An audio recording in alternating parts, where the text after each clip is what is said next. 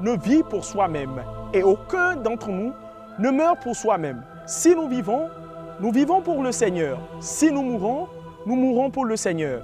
Dans notre vie comme dans notre mort, nous appartenons au Seigneur. Premier parmi les fils du Togo à recevoir en plénitude le sacerdoce, après 2 années seulement de l'accession du Togo à l'indépendance, Monseigneur Robert Casimir Dossé Agnon, Tonui Messan Komlan, a contribué par cette élévation inédite dans la hiérarchie de l'Église catholique à jeter les bases pastorales et spirituelles du Togo naissant. 15 avril 2014, 15 avril 2024, 10 ans que nous commémorons le rappel à Dieu du premier archevêque togolais. 62 ans de sacerdoce et près de 52 ans d'épiscopat. Dames et messieurs, bien chers téléspectateurs, bonjour, vous êtes sur la SMA Togo TV et merci de nous suivre pour ce dossier exclusif consacré à la commémoration des 10 ans de Monseigneur Dossé. Nous recueillons pour vous des témoignages percutants et édifiants. Allons, sans plus tarder, écoutez-les. Sur le seuil de sa maison, notre Père t'attend. Et les bras de Dieu s'ouvriront pour toi. Sur le seuil de sa maison, notre Père t'attend. Je suis né à Chevier et mon papa était le cuisinier des pères à Chevier. Donc, c'est comme ça que j'ai eu à connaître Monseigneur Dossé. J'ai beaucoup côtoyé avec lui. J'étais enfant.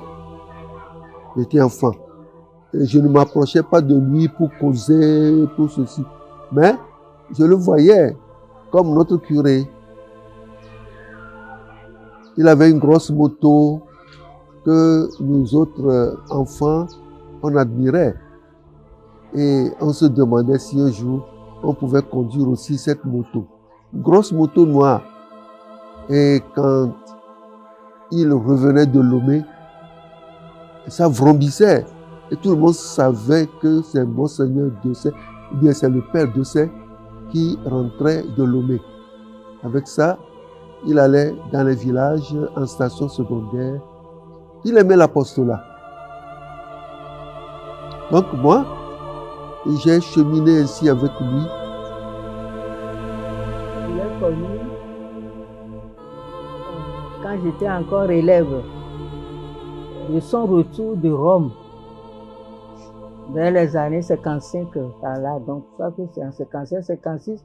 Monseigneur Joseph Trébler, notre évêque en ce moment-là, lui a demandé de prêcher la retraite pascale aux fidèles de son diocèse de Lomé. Et jeune prêtre, il était revenu, il a fait il a prêché la retraite avec dynamisme, avec zèle, conviction, que ça a fasciné tout le monde. Moi, on était encore élèves, on allait à 5 heures du matin déjà, la cathédrale était pleine. Et c'était vraiment, là, on était déjà conquis. Et mon papa m'a aussi beaucoup parlé de lui. Et moi, je l'ai connu comme un prêtre qui aimait la musique. Il venait enseigner lui-même des chants aux élèves à l'église. Donc, j'étais parmi les gens. Et moi, je l'admirais, je l'admirais.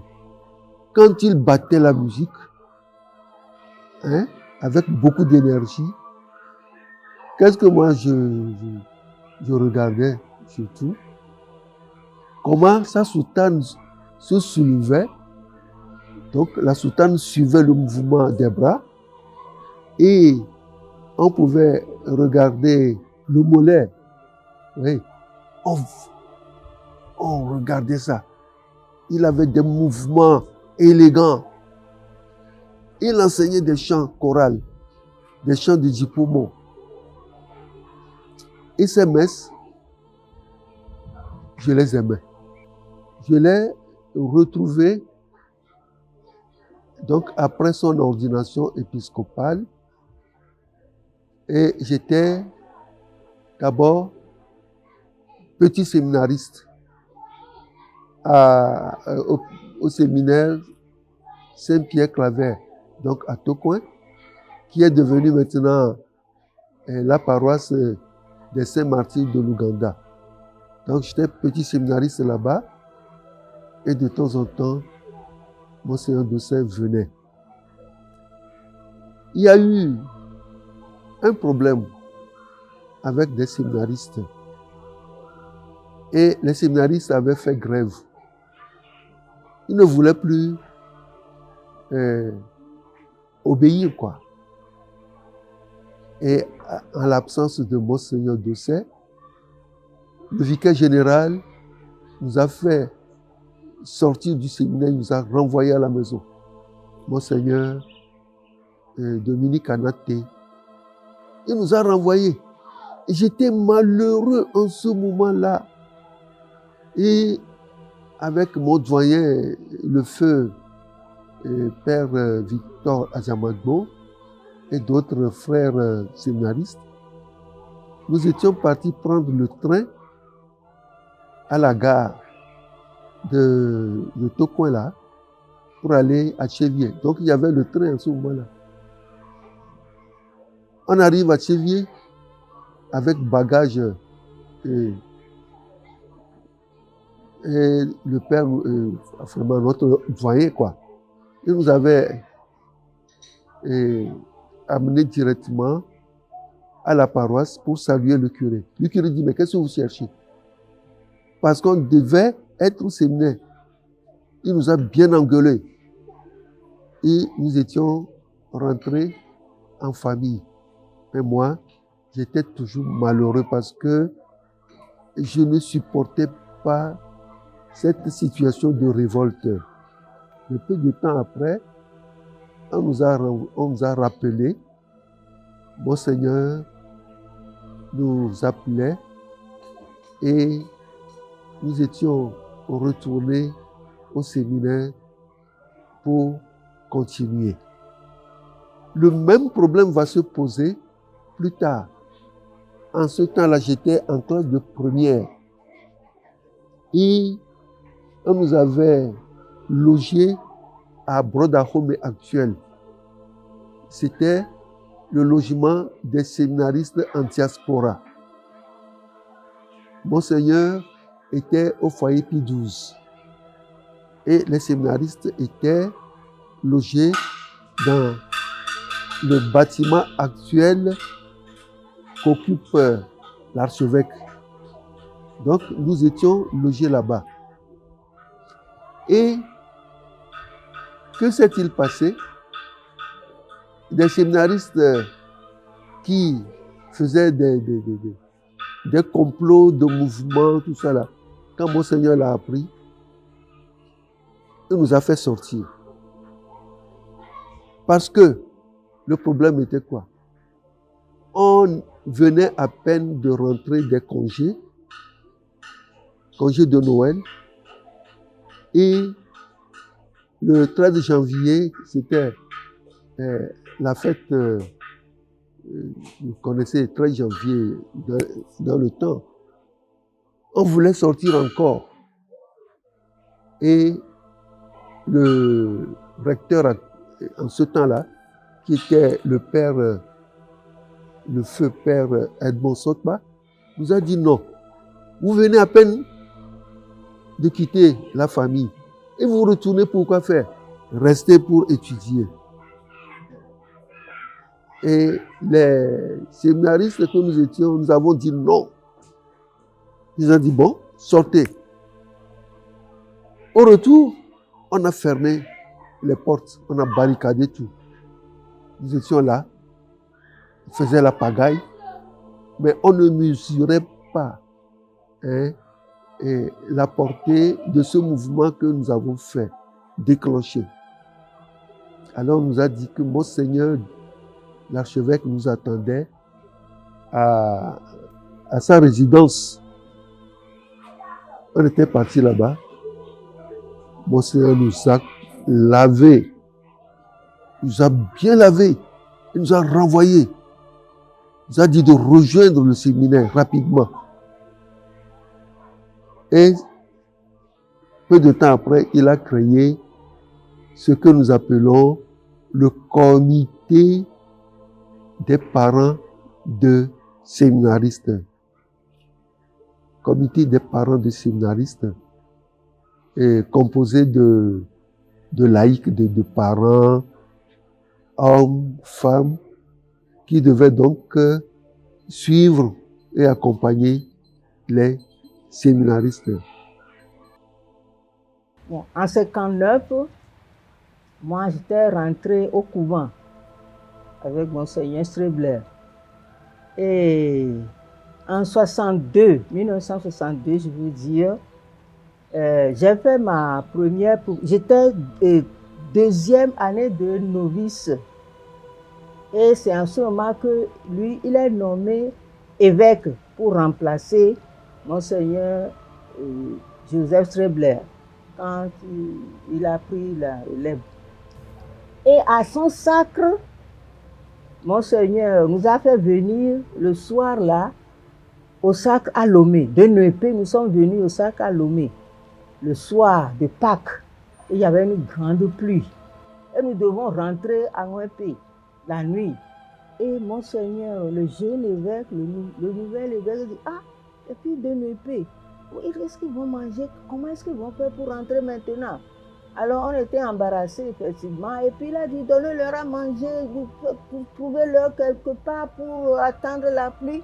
Il s'est occupé de ça. Nous, on dit, ah, c'est l'évêque qui s'occupe de nous comme ça. Bon, voilà. Et alors, bon, on était rentrés. Et puis après, 62, j'étais parti. Aussitôt, j'étais parti aux études en France. Et en ce moment s'ouvrait le Concile Vatican II. Et Monseigneur Doucet y était. Donc nous, en ce moment, on était aussi chez les sœurs de Menton à Cannes pour continuer les études. Et de son retour du Vatican, du Concile du Vatican, il a passé nous voir avec une statue de cadeaux, une statue de la Vierge Marie, tout ça que j'ai encore gardé là. Donc, déjà, oh, celui-là, il est vraiment bon, c'est un père. Hein? Et voilà, de ce Concile Vatican II, il est revenu avec pris par le Lumen Gentium, le Vatican II, la Vierge Marie dans l'Église, le chapitre 8 du Concile Vatican II, le Lumen Gentium, la Vierge Marie dans l'Église. Et en ce moment, notre congrégation est fondée par Monseigneur Strebler avec le nom Petite Servante des 5 Cœurs de Jésus et de Marie. C'est là où nous étions, c'est sur ce nom que nous étions fondés. Et c'est avec ça que nous sommes partis. C'est avec ça que Monseigneur Doucet nous a accueillis. Saisi par le Concile Vatican II, saisi par l'Esprit Saint, il dit, ah, c'est sœur, petite servante des 5 Cœurs de Jésus et de Marie, il faudrait qu'elle soit comme la Vierge Marie dans l'Église. Leur spiritualité doit être vraiment de l'Église. Il faut l'Église. Et la Vierge Marie, fille et mère de l'Église, être à l'avant-garde du peuple de Dieu, vivre l'Église, servir l'Église. Et quand il est revenu, et il faut dire, il faut passer au début, peut-être faut le dire en même temps, que la providence a voulu, le ciel a voulu que Monseigneur, le frère, l'abbé Robert Doucet Casimir Agnon, Doucet Agnon, a été le secrétaire d'occasion providentielle de Monseigneur Strebler quand il fondait, il écrivait le décret de l'érection de notre congrégation. qu'est-ce qu'il faut dire? Ils étaient en vacances, parce que c'est leur père. Monseigneur Blaise nous aimait, mais tout ça, il était venu en vacances de Rome chez son père. Et en ce moment, Monseigneur, le légué a donné à Monseigneur Blaise de fonder notre congrégation. Et il faut une constitution pour soumettre à Rome, tout ça là. Il a fait la constitution, mais il dit, moi seul, bon, il faut un secrétaire pour... Et Monseigneur Robert Dosset était là, mon fils, viens, on va signer pour, voilà. Et il a signé, donc il a contresigné le décret de l'érection. Et c'est le ciel qui préparait tout ça là. Quand le Monseigneur Blaise doit être remplacé, c'est lui qui est devenu l'évêque. Donc la congrégation lui revenait, parce que nous sommes de droit diocésain. Donc il était un peu comme mis déjà avec le ciel dans le rouage dans la fondation même de l'Institut. Et c'est lui qui l'a remplacé. Alors, quand il était revenu du deuxième Vatican II, la première session de Vatican II, il a dit qu'il était fasciné par la Vierge Marie dans l'église et cette congrégation qui lui revenait, il faut qu'elle soit comme la Vierge Marie dans l'église, les filles de l'église vraiment. Et c'est là qu'il a eu l'idée de changer le nom et la spiritualité même de l'Institut sous l'éclairage du Vatican II. Alors, quand il est revenu, avec son idée, il a demandé à Monseigneur, le fondateur, son idée de faire et Monseigneur Sauvé lui a donné peu vert. Allez, il n'a pas trouvé à contredire. Et il a refait les constitutions. Alors comment? Entre-temps, les sœurs de Menton sont parties parce que ceux qui nous ont fondés, les sœurs de Menton, sont des sœurs qui fondent la base, la vie chrétienne solide, le catéchisme, qui s'appelle les sœurs catéchistes du Sacré-Cœur pour les missions, tout ça là. Alors, Monseigneur Dosset a dit, avec tout le chapitre du concile, ce que l'Église doit être, sa mission pour que l'Église soit fondée, enracinée et œuvre, il faut le développement. Donc, il faut que cette fille-là soit à la hauteur de la construction de l'Église, des besoins de l'Église pour faire lancer, marcher l'Église, aller en avant. Et c'est là où l'idée lui est venue. Alors, au retour de Vatican II, il a passé en Europe. Il a dit qu'il a fait ça pour voir les congrégations qui peuvent nous aider à évoluer. Et il est rentré chez les sœurs de l'Assomption, les sœurs Violettes, on l'appelle. Et il leur a demandé de venir et parachever la formation des sœurs de l'UEP, les petits servants de l'UEP, parce qu'elles tenaient de grandes écoles, ils étaient... Alors, il veut que les filles, nous aussi, nous soyons comme ça. Voilà, elle a dit, donc de venir nous aider à évoluer pour avoir notre autonomie.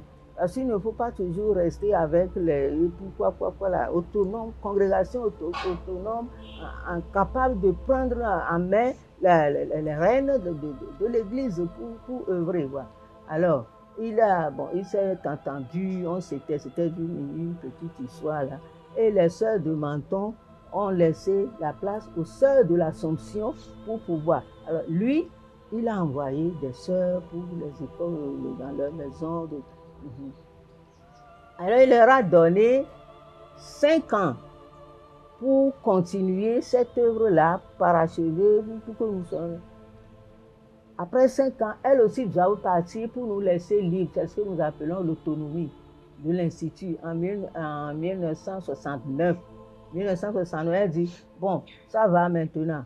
Vous allez nommer votre propre supérieur général avec son conseil et vous allez vous lancer comme ça pour... comprenez, donc comme ça on a fait les élections. Et puis voilà, la première supérieure était Mère Marie-Bernadette Messan, on l'avait choisie, et puis une équipe de conseil Moi aussi, je devais faire partie de ça comme ça, là. Et puis voilà, et ça a marché, c'est l'autonomie. Maintenant, il faut vraiment asseoir.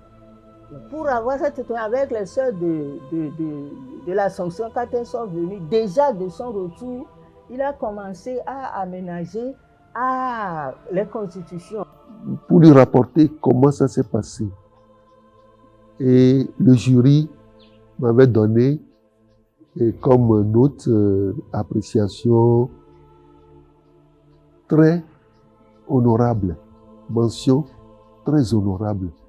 Monseigneur a dit, ça, c'est digne d'un fils comme son père, quoi. Et en retour, il m'a donné sa thèse qu'il a dédicacée. Et moi aussi, je lui ai dédicacé ma thèse. Voilà comment j'ai vécu avec Monseigneur, comment je l'ai connu. C'est mon papa. À réviser les constitutions sur avec le concile, les décrets conciliaires, le même Gentium. Il a fondé la spiritualité. Disons que Monseigneur Strebler, nous avons une spiritualité de Saint-Augustin, c'est basé sur Saint-Augustin, mais ce n'était pas développé, c'était comme ça, c'est l'idée. Et Monseigneur Doucet doit savoir, puisqu'il a travaillé un peu avec Monseigneur Strebler, l'idée. Donc, les constitutions qu'il a fait, il a renforcé ça, enrichi ça avec les documents de l'Église. Si vous voyez ça, c'est Vatican II craché les constitutions. Et pour faire évoluer cette constitution comme ça, avec des spiritualités ecclésiales, mariales, donc vous devez être fille de l'Église.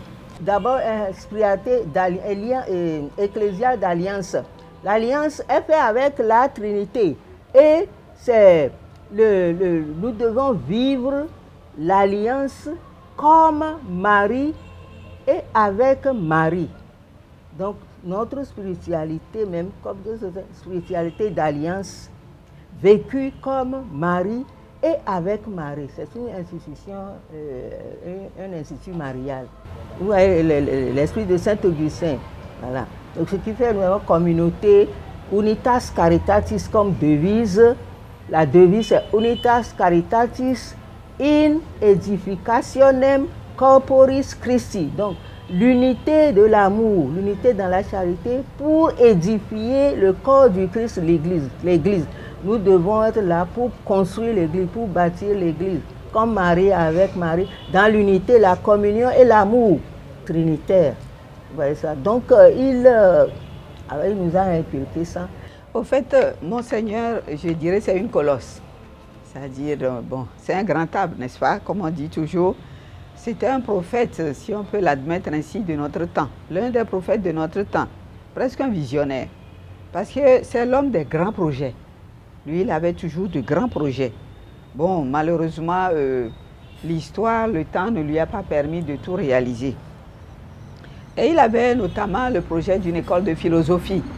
Il voudrait donc qu'on crée une école de philosophie. Il voudrait créer une école de philosophie, non seulement pour l'archidiocèse, mais pour tout le Togo. Et il disait que la philosophie doit être le fondement d'une maîtrise de la théologie. Et c'est pour cette raison, dans le cadre de l'amour de notre congrégation, pour que nous puissions servir dans cette école, qu'il avait voulu que nous participions à la formation en philosophie. Il avait envoyé une sœur et puis une autre, bon, dont moi-même, dans une des écoles qu'on appelle l'école de philosophie comparée. Mais il s'est avéré par la suite que l'orthodoxie de cette école ne correspondant pas à l'orthodoxie catholique. Donc, très vite, on m'avait demandé à moi de quitter cette école. Donc, moi, j'étais partie après chez les jésuites, où j'ai continué la philosophie et la théologie. Et puis, plus tard, j'ai fait le doctorat, toujours chez les jésuites, à la Grégorienne à Rome. Mais bon, jusque-là, bon, son projet, il n'en a plus parlé. Et là aussi, ça n'a pas abouti. Donc, il avait vraiment une grande vision sur ça. Et donc, je dirais aussi que c'est l'homme de la grandeur et de la beauté. Je ne dis pas des grandeurs, de la grandeur. Il avait le sens de la beauté, de quelque chose de grand. Il aime toujours que les choses soient, que chaque chose soit belle et grande.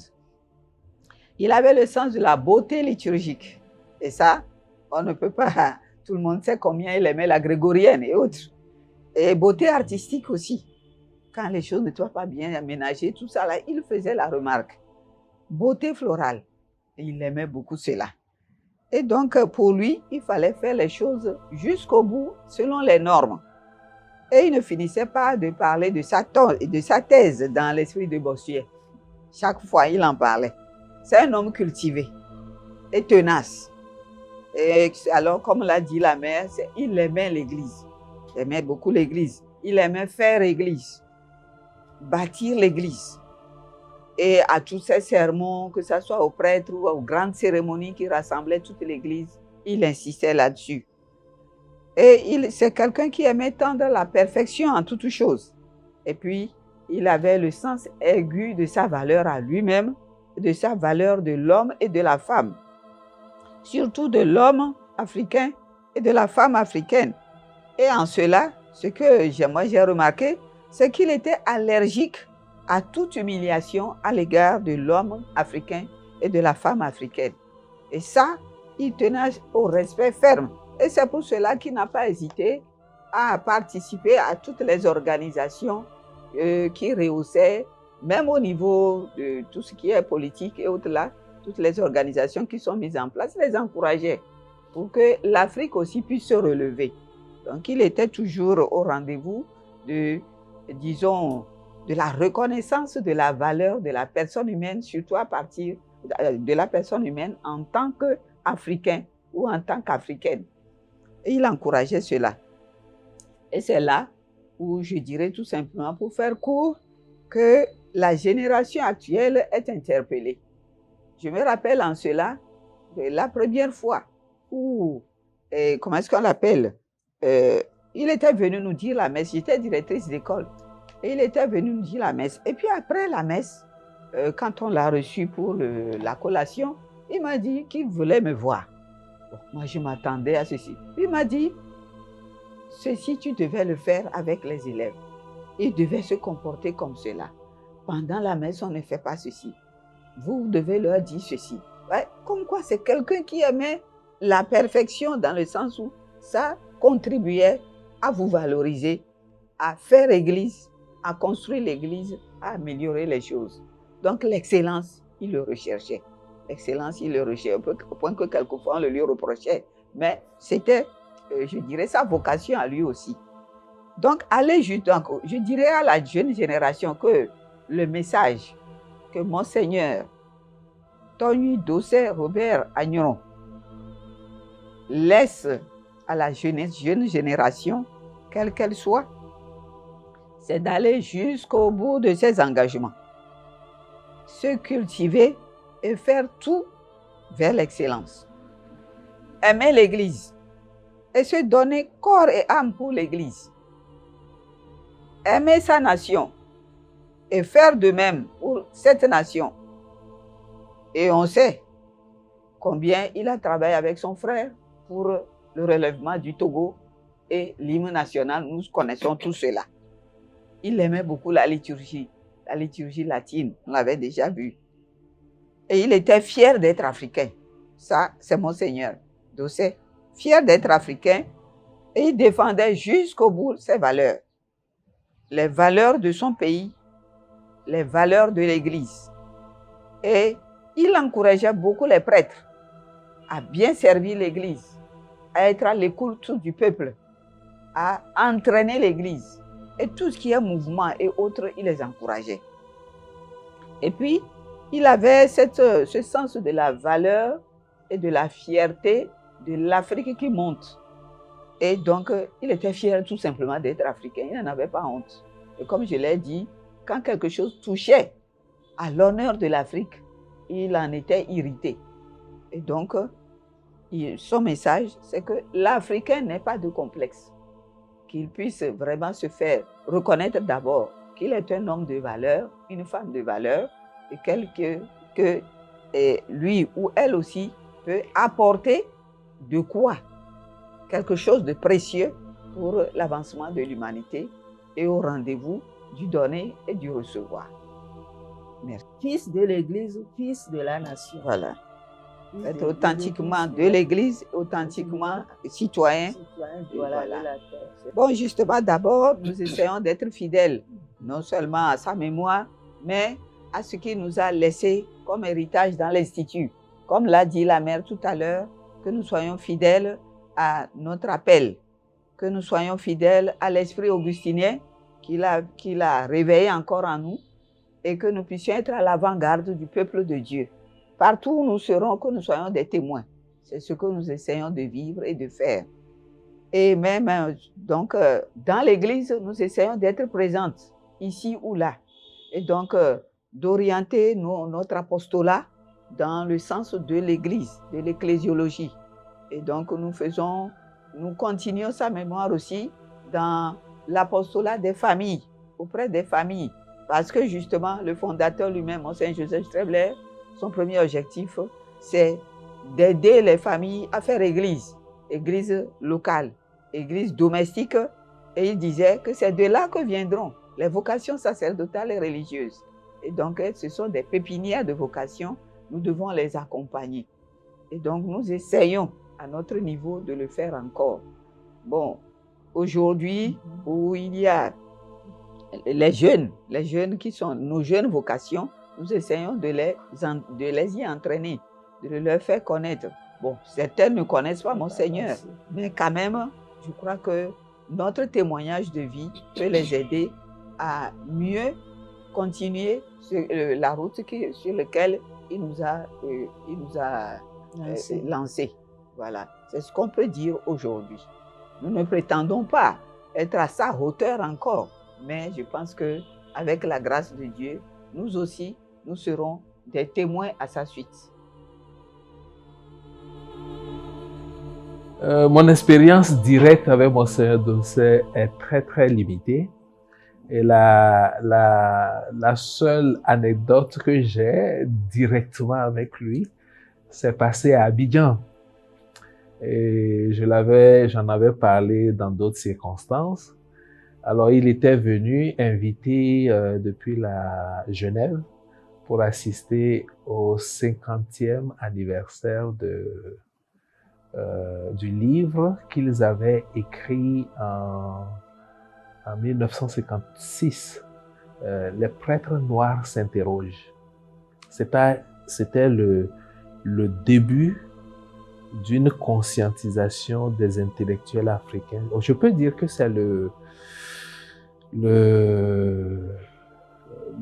panafricanisme dans l'Église. Les hommes d'Église ont pris conscience que il faut qu'ils expriment leur identité à un moment donné. Donc c'est ce qui est exprimé dans ce livre.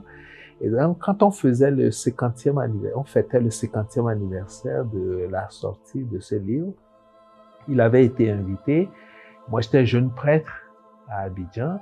Et donc, en entendant dire que Monseigneur Dossé allait venir pour le colloque, je me suis pointé. Et ça c'est typique de lui, hein. Il a donné un de ses proverbes, en remerciant un peu les gens à la fin de son séjour. Il dit, tout à l'heure, je partais là où le roi va à pied, et puis tout le monde s'est levé pour être à mes petits soins. Et donc, moi, je l'avais rencontré sur la route. Il partait aux toilettes, en fait, puisque dans l'ancien temps, on portait le roi partout, et sauf s'il partait aux toilettes. Donc, là où le roi va à pied, c'est les toilettes. Et donc, quand il te demande, je vais là où le roi va à pied, tu es pris, quoi. Tu ne sais pas de quoi il parle. Il faut connaître toute l'histoire, toute l'anthropologie africaine pour pouvoir répondre. Et donc, voilà, les sages africains parlent avec beaucoup de proverbes. Voilà, ils disent des choses avec proverbes. Et donc, il était devenu un sage qui aimait dire ces choses avec beaucoup de poésie, il entourait ça et vous savez, il est très très fort en latin aussi, et donc ça c'est ce qui me frappe chez lui. Donc voilà, là où le roi va à pied, c'est chez lui que j'ai appris cette expression. Voilà. Ce que je peux raconter de lui. Sinon, pendant l'enfance, j'ai assisté plusieurs fois à ses homélies, à ses messes, que je ne comprenais pas du tout parce que il s'envolait très très haut. Hein. Voilà. Aujourd'hui, il nous a laissé un héritage. Toutes ces homélies sont là. Il faut qu'on les travaille. Il faut qu'on rentre dedans. C'est des cours de philosophie et de théologie. Il faut qu'on y entre, qu'on les dissèque et qu'on puisse dégager la vision de l'homme. Quelle a été la vision de cet homme? Tout n'est pas positif. Ce qui est positif, on célèbre cela, on dit merci à Dieu pour cela, et puis on apprend de ce qui n'est pas positif et pour notre propre expérience, pour grandir.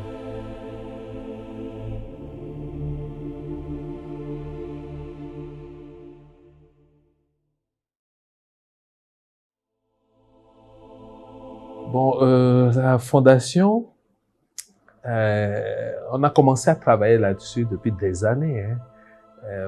Il y avait des prêtres eudistes qui avaient été approchés par la famille Dosset depuis quelque temps et qui ont commencé à réfléchir ensemble pour mettre sur place une fondation qui travaillerait dans la perspective de ce que Monseigneur a pensé, toujours pensé, quelle a été sa pastorale, quelle a été sa vision.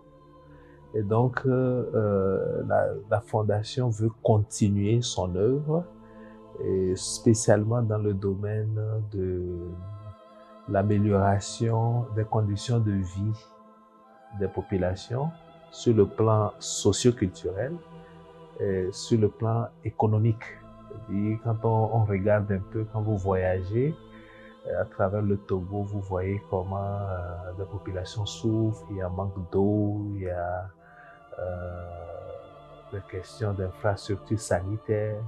Et donc, la Fondation se veut comme un organe qui apporte une solution aux populations dans ce domaine-là. Mais j'insiste sur le côté culturel, parce que Monseigneur fut un grand érudit, quelqu'un qui a beaucoup étudié. Il fut d'ailleurs l'un des premiers à faire sa thèse de doctorat dans les années 50 à Rome.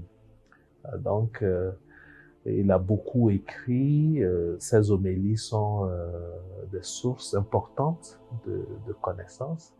Et donc, il voudrait que on organise des débats, ce qu'il a appelé des cafés philosophiques et des cafés théologiques, pour qui traiteraient des questions de société et de foi.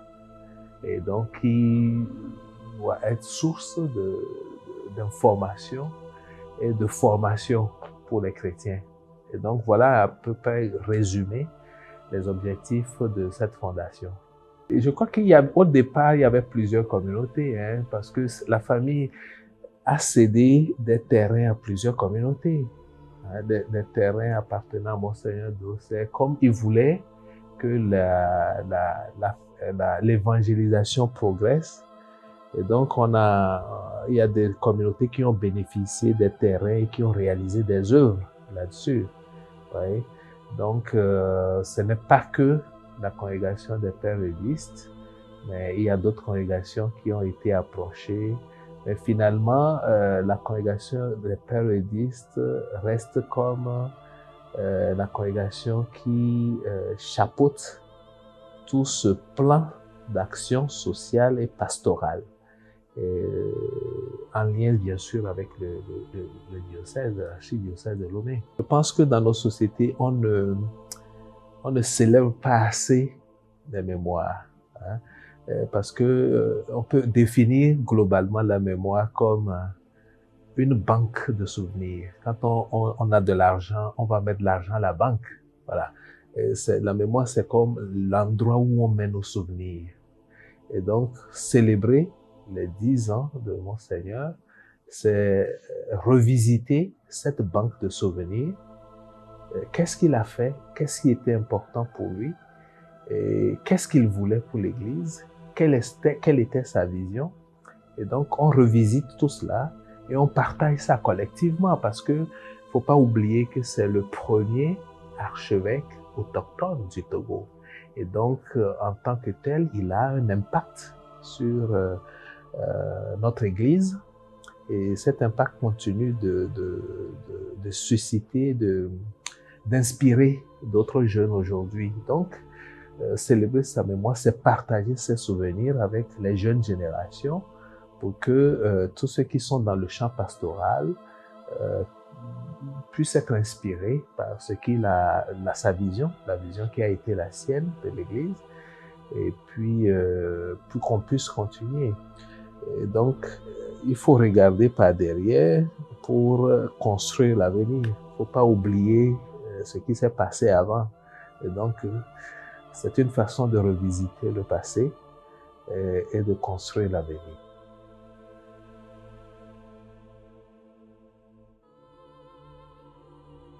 Je pourrais dire deux choses. La première, c'est que actuellement, dans l'archidiocèse de Lomé, notre pasteur en premier, Monseigneur Bariga, Nicodème Bariga, nous a proposé un thème qui devra guider nos réflexions et nos actions pastorales. Et ce thème, c'est quand l'évangélisation face à l'inculturation, quels défis et quelles opportunités.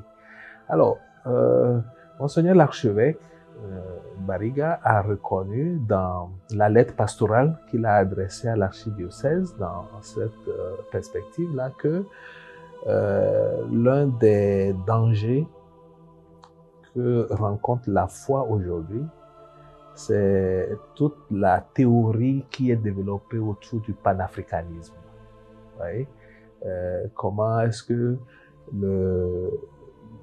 les panafricanistes, sur les réseaux sociaux surtout, revendiquent une certaine foi et attaquent le christianisme. Et donc, nous, on s'est dit à la Fondation qu'à un moment donné, il faut adresser cette question. Et ça, c'est le premier volet. Et donc, ça veut dire qu'il y a une urgence pastorale contemporaine actuelle, qui est la question de l'inculturation. Et puis, en regardant et en lisant un peu les écrits de Monseigneur Dossé, on s'est rendu compte qu'il a parlé lui aussi, déjà dans les années 52, 53, ils avaient édité un journal qu'on appelle Lux à Rome, ce journal était destiné à faire comme une coordination entre les prêtres africains et les séminaristes pour réfléchir sur les questions d'évangélisation. Et il avait écrit un éditorial dans cette revue où il abordait déjà les questions d'évangélisation, de respect de la culture. Il ne faut pas que l'évangélisation vienne pour détruire ce qui était là. Il faut construire l'homme à partir de ce qu'il est, dans son contexte. Et donc, vous voyez que cette préoccupation de Monseigneur Dossé rejoint un peu ce que notre Père archevêque aussi demande aujourd'hui. Et donc, c'est à partir de cette considération que nous avons initié un débat sur le panafricanisme et le christianisme. Et dans quelles conditions? D'abord, il faut faire l'état des lieux. Où en est-on avec le panafricanisme et le christianisme? Et puis, est-ce qu'il y a de possibles cohabitations entre ces deux systèmes de pensée? Est-ce qu'il y a possibilité de cohabitation ou bien il faut forcément une rupture entre les deux? Donc, ce débat a été très, très porteur. On a eu un retentissement très positif, c'est-à-dire qu'il y a beaucoup qui se posaient ces questions et qui ont trouvé un début de solution dans ce qu'on a voulu faire. Alors, on continuera dans ce sens. On prendra des sujets de société qui ont trait à la foi. On organisera des débats avec des connaisseurs et on répondra à des questions que les fidèles se posent. Hein. Les fidèles se posent des questions, il faut qu'ils trouvent des réponses. On le fera en lien avec les organes qui sont déjà sur place. Vous voyez comment on appelle, la pastorale des cadres catholiques qui fait un travail extraordinaire aussi avec le Père Afognon. Donc, on approchera main dans la main tous ces organes pour travailler dans ce champ du Seigneur. De projets futurs, on en a beaucoup. D'abord, il faut qu'on construise le siège de la Fondation. On a déjà un site, là où on a fait le débat la dernière fois. Nous travaillons à construire un siège pour qu'il y ait visibilité, que le siège ait une visibilité et la Fondation ait une visibilité. Et puis, on compte, je ne sais pas s'il faut tout dévoiler ici, il y a des projets à l'endroit des jeunes, Voilà le travail que nous faisons en amont. Hein. La première phase de la Fondation, c'est de se structurer administrativement et socialement. Et donc, Monseigneur a travaillé beaucoup et a changé la vie de beaucoup de personnes. Ouais. Et c'est son prénom qu'on n'utilise pas beaucoup, c'est Tonui. Voilà. Et il a porté ce nom et il a vécu en fonction de ce nom. Il a beaucoup aidé, il a aidé beaucoup de personnes qui sont prêtes à aider d'autres à travers la Fondation. Donc, nous faisons appel à ces personnes.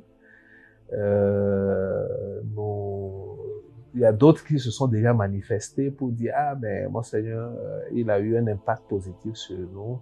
Cette fondation qui est établie en son nom, on veut participer aux activités de cette fondation pour rendre, pas pour lui rendre, pour rendre à d'autres ce qu'il nous a fait, à nous-mêmes aussi. » Et donc, nous faisons appel à toutes ces personnes pour qu'elles viennent nous rejoindre pour ce combat, pour relever d'autres. Il y a ça. On est actuellement en train de créer le site de la Fondation. Beaucoup ont demandé, mais on veut voir vos activités, où est-ce que vous en êtes, quels sont vos projets, on veut y contribuer. Donc, on mettra en place un site Internet pour la Fondation aussi, qui fera appel à des dons, et puis tout ce que Monseigneur a eu comme bien immobilier est listé au nom de la Fondation aussi. Et donc c'est tout cela qu'on utilisera pour mener nos actions, mais surtout avec l'aide des gens de bonne volonté qui seraient prêts à nous accompagner dans cette aventure. Et vous savez, chaque fois qu'on parle d'humanité, il y a des gens qui se sentent appelés parce que nous partageons la même humanité. Et quand mon humanité souffre en l'autre, je fais tout pour aller l'aider. Et quand je l'aide, je soigne moi-même l'humanité qui est en moi. Voilà, parce qu'on partage la même humanité, on a une humanité commune. Et donc voilà la foi qui nous porte aujourd'hui et qui nous motive à aller de l'avant.